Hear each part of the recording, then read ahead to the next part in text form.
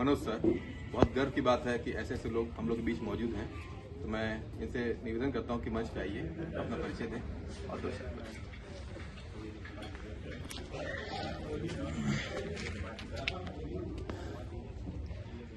सबसे पहले सभी को इस गणतंत्र दिवस की हार्दिक शुभकामनाएं। मेरा नाम मनोज कुमार मौर्य है। मैं इंग्लिश का टीचर हूं, अपना कोचिंग चलाता हूं। मैं कुछ बताना चाहता हूं गणतंत्र दिवस के बारे में। बहुत सारे लोग इसमें कुछ गलतियां करते हैं जानकारी के अभाव में। 15 अगस्त और 26 जनवरी में बहुत कंफ्यूजन होता है लोगों को। मैं उसको बताना चाहता हूं जितना मुझे जानकारी है। अगर मुझसे गलती होती है मैं माफी चाहता हूं। लोग कहते हैं 15 अगस्त क्यों मनाया जाता है, उसे हमें आजादी मिली थी। और 26 जनवरी क्यों मनाते हैं? कुछ लोगों का कहना होता है कि हमें पूरी तरह आजादी मिल गई थी। पूरी तरह आजादी मिलने और आधी आजादी मिलने का क्या मतलब है?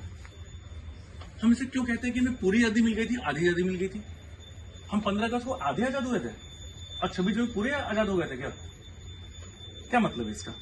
इसका मतलब यह है कि 15 अगस्त को हम लोगों ने अंग्रेजों से आजादी पा ली, उसमें अंग्रेज छोड़ के चले गए। लेकिन अभी तक हम संविधान अंग्रेजों के द्वारा जो बनाया गया था या अंग्रेजों के द्वारा जो कॉपी किया गया था उसी को हम लोग फॉलो कर रहे थे। अभी जितने पेपर वर्क होते थे वो सब अंग्रेजों वाले ही हो रहे थे। उसके बाद जो अध्यक्ष बनाए गए थे संविधान लिखने के लिए, जो एक टीम गठित की गई थी, उसके अध्यक्ष थे डॉक्टर भीमराव अम्बेडकर जी। उनको अध्यक्ष बनाया गया था। उन्होंने लगभग 2 साल 11 महीने और 18 दिन का समय लिया और उन्होंने 26 नवंबर 1949 में लिख के कंप्लीट कर दिया। उसके बाद 2 महीने के बाद 26 जनवरी 1950 में इस संविधान को प्रॉपर तरीके से लागू कर दिया गया। उसके बाद हम लोग ये कहने लगे कि अब हमें पूरी आजादी मिल गई, मतलब कि जो हम लोग अंग्रेजों का संविधान यूज कर रहे थे अब वो भी हटा दिए। अब हमारे पास अपना संविधान हो गया। भारत का वास्तविक पूरा नाम है गणराज्य भारत, द रिपब्लिक इंडिया, पूरा नाम। ये असली नाम है भारत का, क्योंकि हमारे पास गणराज्य है, हमारा अपना संविधान है। उस संविधान में तब से लेके आजादी के बाद 1950 से लेके अब तक कई बार संशोधन किए जा चुके हैं। उसमें यह लिखा हुआ है कि समय समय पे जैसी आवश्यकताएं होंगी, समाज की जैसी जरूरतें होंगी, उसके अकॉर्डिंग संशोधन किया जाएगा, जो कि हुआ है।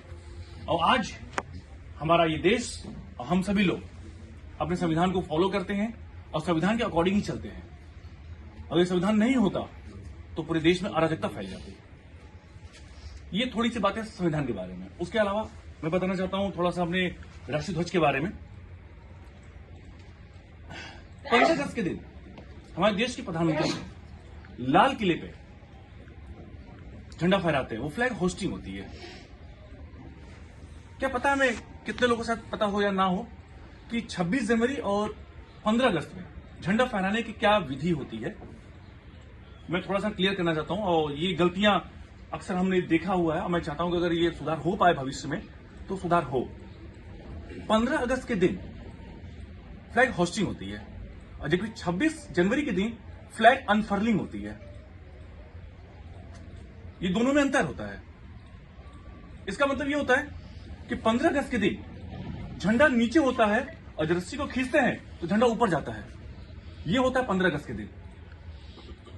और 26 जनवरी के दिन झंडा पहले से ऊपर होता है और उसको रस्सी खींचते हैं तो लहराने लगता है। इसको बोलते हैं फ्लैग अनफर्लिंग। अरे कितने लोगों को पहले से पता था? बहुत अच्छे, बहुत अच्छी बात है। तो सभी के लिए एक बार तालियां। और हम लोग का जो ड्यूटी है अपने संविधान की रक्षा करना, संविधान का सम्मान करना और अपने देश को साफ स्वच्छ बनाए रखना, ये हर एक भारतीय का कर्तव्य है।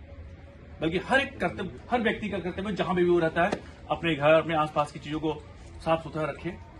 और बस इतने शब्दों के साथ मैं अपने शब्दों को विराम देना चाहूंगा। जय हिंद, जय भारत। बहुत बहुत धन्यवाद मनोज जी का।